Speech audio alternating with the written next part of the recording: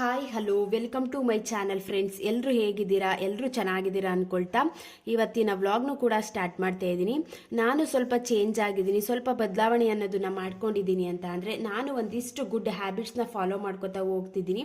ಅದನ್ನು ನಾವು ಕನ್ಸಿಸ್ಟೆನ್ಸಿಲಿ ಮೇಂಟೈನ್ ಮಾಡ್ಕೋತಾ ಹೋದಂಗೆ ರಿಸಲ್ಟ್ ಅನ್ನೋದು ಸಿಕ್ಕೇ ಸಿಗುತ್ತೆ. ಅದರಲ್ಲಿ 10 ಅಭ್ಯಾಸಗಳನ್ನ ನಿಮ್ಮ ಜೊತೆ ಶೇರ್ ಮಾಡ್ಕೋತಾ ಇದ್ದೀನಿ. ಯಾರಿಗಾದರೂ ಇಷ್ಟ ಆಯಿತು ಅಂದರೆ ಪ್ಲೀಸ್ ಒಂದು ಲೈಕ್ ಮಾಡಿ. ಫಸ್ಟ್ ಟೈಮ್ ನೋಡ್ತಿದ್ರೆ ಸಬ್ಸ್ಕ್ರೈಬ್ ಮಾಡಿಕೊಂಡು ವಿಡಿಯೋನ ಕೊನೆ ತನಕ ನೋಡಿ. ಫಸ್ಟ್ ಏನು ಅಂತ ಅಂದರೆ ಕ್ವಿಟ್ ಮಾರ್ನಿಂಗ್ ಬ್ಯಾಡ್ ಹ್ಯಾಬಿಟ್ಸು.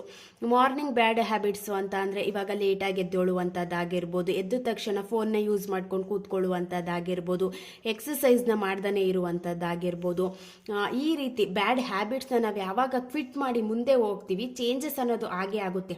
ನಾವು ಇಡೀ ದಿನ ಚೆನ್ನಾಗಿರಬೇಕು ಅಂತ ಅಂದರೆ ಬೆಳಗಿನ ಸಮಯಕ್ಕೆ ಅತಿ ಹೆಚ್ಚು ಪ್ರಾಮುಖ್ಯತೆನ ಕೊಡೋದ್ರಿಂದ ಇಡೀ ದಿನ ಅದೇ ರೀತಿ ಕ್ಯಾರಿ ಆಗಲಿಕ್ಕೂ ಕೂಡ ಹೆಲ್ಪ್ ಆಗುತ್ತೆ. ಇವಾಗ ನಮಗೆ ಗೊತ್ತಿಲ್ಲದೇನೆ ನಾವು ಅದನ್ನು ಫಾಲೋ ಮಾಡ್ಕೋತಾ ಬಂದಿರ್ತೀವಿ. ಬೆಳಿಗ್ಗೆ ಎದ್ದೇಳಬೇಕಾದ್ರೆ ಬಲ್ದ ಕಡೆ ತಿರ್ಕೊಂಡು ಎದ್ದೇಳುವಂಥದ್ದಾಗಿರ್ಬೋದು, ಎದ್ದ ತಕ್ಷಣ ದೇವ್ರ ಫೋಟೋ ನೋಡುವಂಥದ್ದಾಗಿರ್ಬೋದು. ಇದೆಲ್ಲ ನಾವು ಒಂದು ನಂಬಿಕೆ ಇಟ್ಟು ಫಾಲೋ ಮಾಡ್ಕೋತಾ ಬಂದಿರ್ತೀವಿ. ಅಂತ ಅಂದರೆ ಒಂದು ಬೆಳಗಿನ ಸಮಯಕ್ಕೆ ಅತಿ ಹೆಚ್ಚು ಪ್ರಾಮುಖ್ಯತೆನ ಕೊಟ್ಟಿರ್ತೀವಿ ಅಲ್ವಾ. ಅದೇ ರೀತಿ ನಾವು ಬ್ಯಾಡ್ ಹ್ಯಾಬಿಟ್ಸ್ನ ಯಾವಾಗ ಬ್ರೇಕ್ ಮಾಡಿ ಕ್ವಿಟ್ ಮಾಡಿ ಮುಂದೆ ಹೋಗ್ತೀವಿ, ಒಂದು ಇಡೀ ದಿನ ಅನ್ನೋದು ಚೆನ್ನಾಗಿರುತ್ತೆ. ಇಡೀ ದಿನನ ನಾವು ಒಂದು ಒಳ್ಳೆ ರೀತಿಯಲ್ಲಿ ಯುಟಿಲೈಸ್ ಮಾಡ್ಕೊಳ್ಳೋದಕ್ಕೂ ಹೆಲ್ಪ್ ಆಗುತ್ತೆ, ಒಂದು ಪ್ರೊಡಕ್ಟಿವ್ ಆಗಿ ಕಳೆಯಲಿಕ್ಕೂ ಹೆಲ್ಪ್ ಆಗುತ್ತೆ. ಲೈಫಲ್ಲಿ ಬದಲಾವಣೆ ಅನ್ನೋದು ತುಂಬಾನೇ ಮುಖ್ಯ ಆಗುತ್ತೆ. ನಾವು ಯಾವಾಗ ಬ್ಯಾಡ್ ಹ್ಯಾಬಿಟ್ಸ್ನ ಫಾಲೋ ಮಾಡ್ಕೋತಾ ಬಂದಿರ್ತೀವಿ ಅದು ಒಂದು ರೀತಿ ನಮಗೂ ಲೈಫ್ ಲೀಡ್ ಮಾಡೋದಕ್ಕೂ ಅಷ್ಟು ಚೆನ್ನಾಗಂತ ಅನ್ಸಲ್ಲ. ಒಂದು ಇಡೀ ದಿನ ನಾವು ಚೆನ್ನಾಗಿ ಕಳೆಯಲಿಕ್ಕೂ ಕೂಡ ಸಾಧ್ಯ ಇಲ್ಲ. ಫಸ್ಟ್ ಪಾಯಿಂಟ್ ಏನು ಅಂತ ಅಂದರೆ ಬ್ರೇಕ್ ಮಾಡಿ ನಾವು ಬ್ಯಾಡ್ ಹ್ಯಾಬಿಟ್ಸ್ನ ಮುಂದೆ ಹೋಗುವಂಥದ್ದು ತುಂಬ ಒಳ್ಳೆಯದು. ಸೆಕೆಂಡ್ ಪಾಯಿಂಟ್ ಏನು ಅಂತ ಅಂದರೆ ಫರ್ಗಿವ್ ಆ್ಯಂಡ್ ಮೂವ್ ಆನ್. ಬೇಡದೇ ಇರುವ ವಿಚಾರಗಳನ್ನು ಮರೆತು ಮುಂದೆ ಹೋಗುವಂಥದ್ದು ಕೂಡ ತುಂಬ ಒಳ್ಳೆಯದು. ಇವಾಗ ಎಲ್ಲ ವಿಚಾರಗಳನ್ನು ನನ್ನ ಮೈಂಡಲ್ಲೇ ಇಟ್ಕೊಂಡು ಎಲ್ಲನೂ ಕ್ಯಾರಿ ಮಾಡಿಕೊಂಡು ಮುಂದೆ ಹೋಗ್ತೀನಿ ಅಂತ ಅಂದರೆ ಲೈಫ್ ಲೀಡ್ ಮಾಡೋದು ತುಂಬ ಕಷ್ಟ ಆಗಿಬಿಡುತ್ತೆ. ಒಂದಿಷ್ಟು ಪಾಸ್ಟಲ್ಲಿ ನಮಗೆ ಕೆಟ್ಟ ವಿಚಾರಗಳು ನಡೆದಿರುತ್ತೆ, ಕೆಟ್ಟ ಘಟನೆಗಳು ನಡೆದಿರುತ್ತೆ, ಅದನ್ನು ನೆನೆಸ್ಕೊಂಡ್ರೆ ತುಂಬ ಬೇಜಾರಾಗುತ್ತೆ.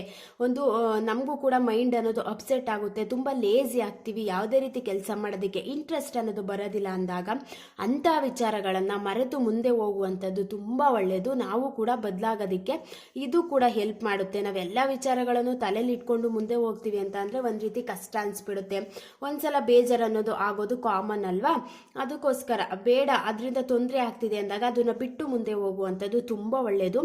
ನೆಕ್ಸ್ಟ್ ಪಾಯಿಂಟ್ ಏನು ಅಂತ ಅಂದರೆ ಹೆಲ್ದಿ ಫುಡ್. ನಾವು ಯಾವ ರೀತಿ ದಿನಾನ ಕಳಿತೀವಿ ಅನ್ನೋದು, ಮಾರ್ನಿಂಗ್ ನಾವು ಯಾವ ರೀತಿ ಬ್ರೇಕ್ಫಾಸ್ಟ್ನ ತಿಂತೀವಿ, ಒಂದು ಹೆಲ್ದಿ ಊಟನ ಮಾಡ್ತೀವಿ ಅನ್ನೋದ್ರ ಮೇಲೂ ಕೂಡ ಡಿಪೆಂಡ್ ಆಗಿರುತ್ತೆ. ಬೆಳಿಗ್ಗೆ ಎದ್ದ ತಕ್ಷಣ ಒಂದು ಒಳ್ಳೆ ರೀತಿಯ ಪೌಷ್ಟಿಕಾಂಶದ ಆಹಾರನ ತಿನ್ನುವಂಥದ್ದಾಗಿರ್ಬೋದು ಎಲ್ಲ ಇರುತ್ತೆ. ಬಟ್ ನಮ್ಮ ಆರೋಗ್ಯನೇ ಸರಿ ಇಲ್ಲ, ನಮ್ಮ ಹೆಲ್ತೇ ಸರಿ ಇಲ್ಲ ಅಂದಾಗ ಏನು ಪ್ರಯೋಜನ ಅಂತ ಅನಿಸ್ಬಿಡುತ್ತೆ ಅಲ್ವಾ. ಅದಕ್ಕೋಸ್ಕರ ಒಂದು ಹೆಲ್ದಿ ಫುಡ್ನ ತಿನ್ನುವಂಥದ್ದಾಗಿರ್ಬೋದು. ನಮ್ಮ ಬಾಡಿ ನಮಗೆ ಸಪೋರ್ಟ್ ಮಾಡ್ತಿದೆ ಅಂದಾಗ ಏನೇ ಕೆಲಸ ಆದರೂ ಕೂಡ ಮಾಡಿಬಿಡ್ತೀವಿ.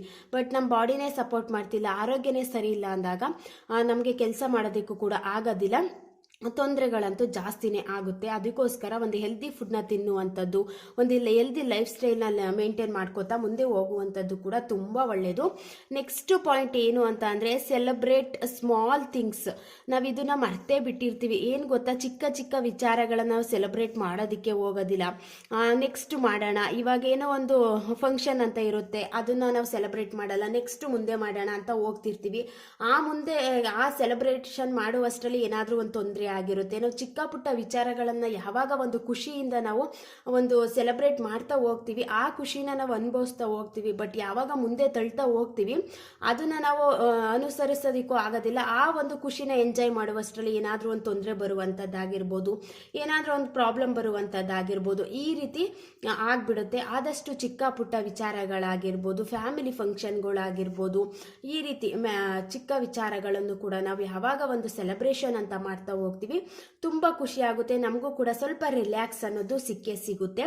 ನೆಕ್ಸ್ಟ್ ಪಾಯಿಂಟ್ ಏನು ಅಂತ ಅಂದರೆ plan your day night before. ನಾವು ಯಾವಾಗ ಬೆಳಗಿನ ದಿನವನ್ನು ನಾವು ಯಾವ ರೀತಿ ಕಳಿಬೇಕು ಅಂತ ಇವತ್ತು ನೈಟೇ ನಾವು ಪ್ಲ್ಯಾನ್ ಮಾಡ್ಕೋತೀವಿ, ತುಂಬಾ ಹೆಲ್ಪ್ ಆಗುತ್ತೆ. ನಮ್ಗೆ ಯಾವುದೇ ರೀತಿ ಕನ್ಫ್ಯೂಷನ್ ಅನ್ನೋದು ಕೂಡ ಇರೋದಿಲ್ಲ.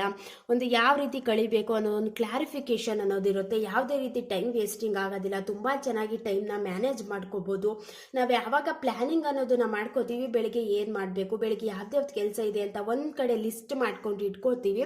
ಯಾವುದು ಕೂಡ ಮರ್ತೋಗೋದಿಲ್ಲ. ಅದೇ ಕೆಲಸನ ನಾವು ಕರೆಕ್ಟಾಗಿ ಮಾಡಿರ್ತೀವಿ, ಬಟ್ ನಾವು ಯಾವಾಗ ಲಿಸ್ಟ್ ಏನು ಮಾಡ್ಕೊಳ್ದಾನೆ ಹಾಗೆ ನಾನು ಅದು ಫಾಲೋ ಮಾಡ್ತೀನಿ ಅಂತ ಮುಂದೆ ಹೋಗ್ತೀವಿ, ಒಂದಿಷ್ಟು ಮರ್ತೇ ಹೋಗ್ಬಿಟ್ಟಿರುತ್ತೆ, ನಮಗೆ ಗೊತ್ತಿರಲ್ಲ, ಆಮೇಲೆ ನೆನಪಿಸ್ಕೊಳ್ಳುವ ರೀತಿ ಆಗಿಬಿಡುತ್ತೆ.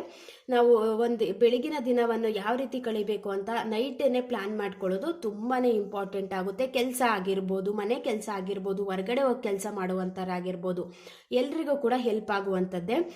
ನೆಕ್ಸ್ಟ್ ಪಾಯಿಂಟ್ ಏನು ಅಂತ ಅಂದರೆ ಥ್ಯಾಂಕ್ಫುಲ್ ಎವ್ರಿ ಡೇ. ನಾವು ಯಾವಾಗ ಒಂದು ಇಡೀ ದಿನ ಬೆಳಗಿನ ಸಮಯದಲ್ಲಿ ಒಂದು ದೇವರಿಗೆ ಥ್ಯಾಂಕ್ಫುಲ್ ಹೇಳುವಂಥದ್ದಾಗಿರ್ಬೋದು. ನಾವು ಇವತ್ತೇ ದಿನ ಚೆನ್ನಾಗಿದ್ದೀವಿ ಅಂತ ಅಂದರೆ ನಾವು ಯಾವಾಗ ಒಂದು ಥ್ಯಾಂಕ್ಫುಲ್ ಆಗಿರ್ತೀವಿ, ಒಂದು ಗ್ರೇಟ್ಫುಲ್ ಆಗಿರ್ತೀವಿ, ಏನೋ ಒಂದು ರೀತಿ ಖುಷಿ ಅಂತೂ ಹಾಗೇ ಆಗುತ್ತೆ ಅಲ್ವಾ. ನಾವು ತುಂಬ ಖುಷಿಯಾದಾಗ ಯಾರಾದರೂ ನಮಗೆ ಹೆಲ್ಪ್ ಮಾಡಿರ್ತಾರೆ ಅಂದಾಗ ನಾವು ಅವ್ರಿಗೆ ಥ್ಯಾಂಕ್ಫುಲ್ನ ಹೇಳುವಂಥದ್ದಾಗಿರ್ಬೋದು, ಥ್ಯಾಂಕ್ಸ್ನ ಹೇಳುವಂಥದ್ದಾಗಿರ್ಬೋದು. ಇದರಿಂದ ತುಂಬಾ ಖುಷಿ ಕೊಡುತ್ತೆ. ನಾವು ಯಾವಾಗ ಅತಿ ಹೆಚ್ಚು ಥ್ಯಾಂಕ್ ಯು ಅಂತ ಹೇಳ್ತಾ ಇರ್ತೀವಿ, thank you universe, thank you ಅಂತ ಹೇಳ್ತಾ ಇರ್ತೀವಿ, ನಾವು ಬಯಸಿದ್ದೆಲ್ಲ ಸಿಗುತ್ತೆ ಅನ್ನೋ ನಂಬಿಕೆ ಅಂತೂ ಇದ್ದೇ ಇದೆ. ಅದಕ್ಕೋಸ್ಕರ ನಾವು ಗ್ರೇಟ್ಫುಲ್ ಆಗಿರುವಂಥದ್ದಾಗಿರ್ಬೋದು, ಥ್ಯಾಂಕ್ಫುಲ್ ಆಗಿರುವಂಥದ್ದಾಗಿರ್ಬೋದು ಪ್ರತಿದಿನ ತುಂಬಾ ಇಂಪಾರ್ಟೆಂಟ್ ಆಗುತ್ತೆ. ನೆಕ್ಸ್ಟ್ ಪಾಯಿಂಟ್ ಏನು ಅಂತ ಅಂದರೆ ನೋ ವೇಸ್ಟಿಂಗ್ ಮನಿ ಅನ್ನೋದು ಕೂಡ ತುಂಬ ಇಂಪಾರ್ಟೆಂಟು ಅಲ್ವಾ. ನಾವು ಯಾವಾಗ ಎಷ್ಟು ಅರ್ನ್ ಮಾಡ್ತಿದ್ದೀವಿ ಅದರಲ್ಲಿ ಸ್ವಲ್ಪ ಸೇವಿಂಗ್ಸ್ ಅನ್ನೋದು ಕೂಡ ಅಷ್ಟೇ ಇಂಪಾರ್ಟೆಂಟ್ ಆಗುತ್ತೆ. ನಾವು ಯಾವಾಗ ಅತಿ ಹೆಚ್ಚು ವೇಸ್ಟಿಂಗ್ನ ಮಾಡ್ತಾ ಹೋಗ್ತೀವಿ ಅದು ಹಂಗೆ ನಮಗೆ ಒಂದು ರೀತಿ ಫಾಲೋ ಮಾಡ್ಕೋತಾ ಬಂದ್ಬಿಟ್ಟಿರ್ತೀವಿ. ಕಡಿಮೆ ಖರ್ಚನ್ನು ಮಾಡೋದಕ್ಕೆ ಸಾಧ್ಯನೇ ಆಗೋದಿಲ್ಲ. ಅತಿ ಹೆಚ್ಚು ವೇಸ್ಟ್ ಮಾಡ್ತಾ ಬೇಡದೇ ಇರುವ ವಸ್ತುಗಳ ಮೇಲೆಲ್ಲ ನಾವು ಯಾವಾಗ ಅತಿ ಹೆಚ್ಚು ವೇಸ್ಟ್ನ ಮಾಡ್ತೀವಿ ಮನಿನ, ನಮಗೆ ಆವಾಗ ಬೆಲೆ ಅನ್ನೋದು ಗೊತ್ತಾಗೋದಿಲ್ಲ. ಏನಾದರೂ ಪ್ರಾಬ್ಲಮ್ ಬಂದಂಗೆ ಆಗಿರ್ಬೋದು, ಯಾರಾದರೂ ನಮಗೆ ಸಮಯಕ್ಕೆ ಸರಿಯಾಗಿ ಮನಿನ ಕೊಡಲಿಲ್ಲ ಅಂದಾಗ ಆಗಿರ್ಬೋದು, ಅಂಥ ಸಮಯಗಳಲ್ಲಿ ನಾವು ಇಷ್ಟೊಂದೆಲ್ಲ ವೇಸ್ಟ್ ಮಾಡಿಬಿಟ್ವಿ, ನಾವು ಎಷ್ಟು ಅರ್ನ್ ಮಾಡ್ತಿದ್ದೀವಿ ಅದರಲ್ಲಿ ಸ್ವಲ್ಪ ಸೇವಿಂಗ್ಸ್ ಅನ್ನೋದು ಕೂಡ ಮಾಡ್ತಾ ಇಲ್ವಲ್ಲ ಅನ್ನೋ ರೀತಿ ಯೋಚನೆ ಅಂತೂ ಬಂದೇ ಬರುತ್ತೆ. ಲೈಫ್ ಲೀಡ್ ಮಾಡೋದಕ್ಕೆ ಒಂದು ಕಾನ್ಫಿಡೆಂಟ್ ಲೆವೆಲ್ನ ತಂದುಕೊಡೋದಕ್ಕೂ ಕೂಡ ಮನಿ ಅನ್ನೋದು ತುಂಬ ಇಂಪಾರ್ಟೆಂಟ್ ಆಗುತ್ತೆ. ನಾವು ಯಾವಾಗ ಒಂದು ದುಡ್ಡಿನ ವಿಚಾರದಲ್ಲಿ ಚೆನ್ನಾಗಿರ್ತೀವಿ, ಒಂದು ಖುಷಿ ಅಂತೂ ಇರುತ್ತೆ.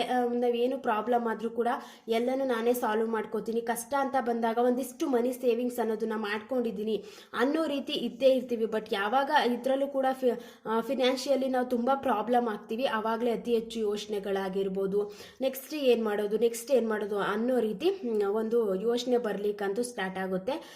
ಅನಾವಶ್ಯಕವಾಗಿ ವೇಸ್ಟಿಂಗ್ ಮಾಡುವಂಥದ್ದು ದುಡ್ಡಿನ ವಿಚಾರದಲ್ಲಿ ಸ್ವಲ್ಪ ಕಡಿಮೆ ಮಾಡ್ಕೊಳ್ಳುವಂಥದ್ದು ಕೂಡ ತುಂಬಾ ಇಂಪಾರ್ಟೆಂಟ್ ಆಗುತ್ತೆ.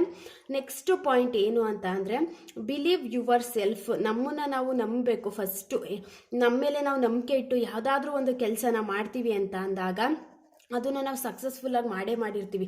ಬಟ್ ನಾವು ಯಾವಾಗ ಅದನ್ನು ನಮ್ಮ ಮೇಲೆ ನಂಬಿಕೆ ಇಲ್ಲ, ಇವಾಗ ಏನೋ ಒಂದು ಕೆಲಸ ಇರುತ್ತೆ, ಅಯ್ಯೋ ನನ್ನ ಮೇಲೆ ನಂಬಿಕೆ ಇಲ್ಲ, ಅದನ್ನು ಮಾಡ್ತೀನೋ ಇಲ್ವೋ ಅಂತ ಗೊತ್ತಿಲ್ಲ ಅಂತ ನಾವು ಯಾವಾಗ ಆ ಕೆಲಸ ಮಾಡುವ ಮುಂಚೆನೇ ಒಂದು ನೆಗೆಟಿವ್ ಮೈಂಡ್ ಸೆಟ್ ಇಟ್ಕೊಂಡು ಸ್ಟಾರ್ಟ್ ಮಾಡ್ಕೋತೀವಿ, ಅದನ್ನು ನಾವು ಅರ್ಧನೂ ಕೂಡ ಕಂಪ್ಲೀಟ್ ಮಾಡೋದಕ್ಕಾಗೋದಿಲ್ಲ. ಫಸ್ಟು ನಮ್ಮ ಮೇಲೆ ನಾವು ನಂಬಿಕೆ ಇಟ್ಕೋಬೇಕು. ನನ್ನ ಕೈಲಿ ಆಗುತ್ತೆ, ನಾನು ಅದನ್ನು ಮಾಡ್ತೀನಿ, ನಾನು 100% ಕೊಡ್ತೀನಿ, ರಿಸಲ್ಟ್ ಅಂತೂ ನಾನು ಎಕ್ಸ್ಪೆಕ್ಟೇ ಮಾಡೋದಿಲ್ಲ ಅಂತ ನಾವು ಯಾವಾಗ ನಮ್ಮ ಮೇಲೆ ನಾವು ಒಂದು ನಂಬಿಕೆನ ಇಡ್ತಾ ಹೋಗ್ತೀವಿ, ಒಂದು ಪಾಸಿಟಿವ್ ಆಗಿ ಬದಲಾವಣೆ ಅಂತೂ ಆಗೇ ಆಗುತ್ತೆ.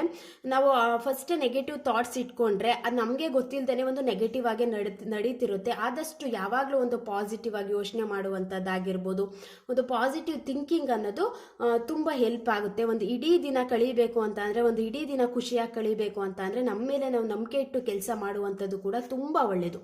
ನೆಕ್ಸ್ಟ್ ಪಾಯಿಂಟ್ ಏನು ಅಂತ ಅಂದರೆ ಜಡ್ಜ್ ಲೆಸ್ಸು. ಆದಷ್ಟು ಬೇರೆಯವ್ರನ್ನ ಜಡ್ಜ್ ಮಾಡುವಂಥ ಕೆಟ್ಟ ಅಭ್ಯಾಸನ ಬಿಡಬೇಕು.